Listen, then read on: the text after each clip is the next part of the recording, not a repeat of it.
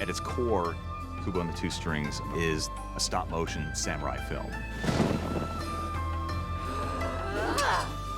The original idea came from our brilliant character designer, Shannon Tyndall, and it's inspired by myth and folklore from Japan.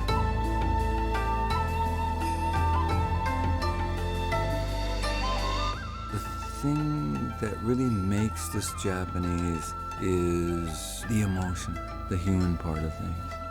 The culture has been captured, and in talking with the filmmakers, they themselves absorbed in the Japanese culture. It's a highly important part of Japanese culture to pay attention to detail. I saw so much detail, I was just blown away. There's an extensive amount of research that goes into all of the history. It definitely meant that we did want to go the extra mile to make sure that what we were doing was true to Japanese culture and history. You work with cultural consultants, you actually do research on your own, you go to museums, you study. We had someone come in and help us who is a Japanese culture expert. I was really proud to be a part of shaping some of the little cultural details, like the little text and getting those kinds of things right. We definitely didn't want to have any fonts or any copy in the film be misinterpreted or wrong, and it really is hard. So it's very nice to have you take some of the worry out of that for us. The thing that was fascinating about the beetle character to me is, to me, it's clearly inspired by a very specific Japanese beetle, which I think in English is called the Japanese rhinoceros beetle. But in Japanese, it's kabuto mushi, and kabuto means helmet. You took those two concepts and just merged it into one character. Yeah, we really did. Just before we were starting the build on Beetle, there was an amazing samurai exhibition down in the Portland City Art Museum. So we went down and we were very keen to see how the metal plates were backed. Was it leather? Was it fabric? How they would move? The way in which a samurai's armor would work really helped inform how we were going to actually move the puppet. I feel like with the costume designs, there's an awful lot of information in there. We looked at Issey Miyake's work and how folding structures work around body shapes. All these came from Tokyo. You actually went there and... I went to Tokyo and I had a friend on the ground who just went and found more vintage fabrics. These beetles here are us trying to create a family crest. This type of blue is one of my favorite kinds of colors, and you don't see that too much outside of Japan. No, it's a particular kind of indigo. We've used laser etching, different kinds of stitching to represent the kind of stitching that we'd seen in more historical costumes. So many times when it comes to research about, these historical periods, and especially wardrobe, it's superficial. I love that he kind of went into how things were actually manufactured and made. Origami became a critical part of a lot of the design within the film. Ow! It's very imaginatively done.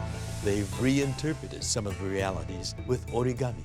It's action-filled, it's vibrant, it's seemingly vicious, but it's paper. And so when the adversary is cut, red confetti spreads, and it suggests blood, but it's also festive. We worked with a lot of woodblock motifs, and we tried to bring that into the film. The very act of making woodblock requires you to simplify, so we used large organic shapes that are prevalent in woodblock.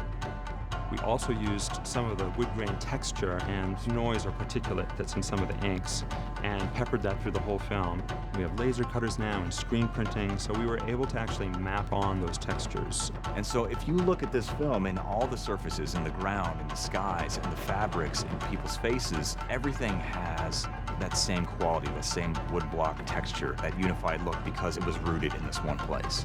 To see the costume people, the art department, everybody paying so much attention to the little details that the general audience may not even notice when they first see the film. I think a lot of Japanese audiences would be proud to see that. We want to make sure this place feels real. And I think the more specific, the more real you can make it, the more the audience can immerse themselves in the world. Even the tea ceremony or something as big as Obon Festival, those are all rooted in real things that we heavily researched. In Buddhism, when one passes, we become one with the great oneness of the universe. But we humanize it, particularly for children, so that they can understand. It's a way of paying respect to our grandparents or our parents, our ancestors. And I'm introducing my daughter to the Obon Festival observance. I had that explained to me by my parents. Place the lamp at the altar. Very good. Kubo is in search of his father who passed. So there's that element of finding a bit of yourself. It is very touching.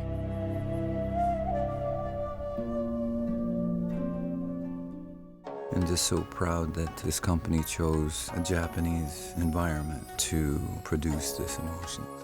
It's really a Japanese film, capturing the Japanese sensibilities as well as the Japanese culture.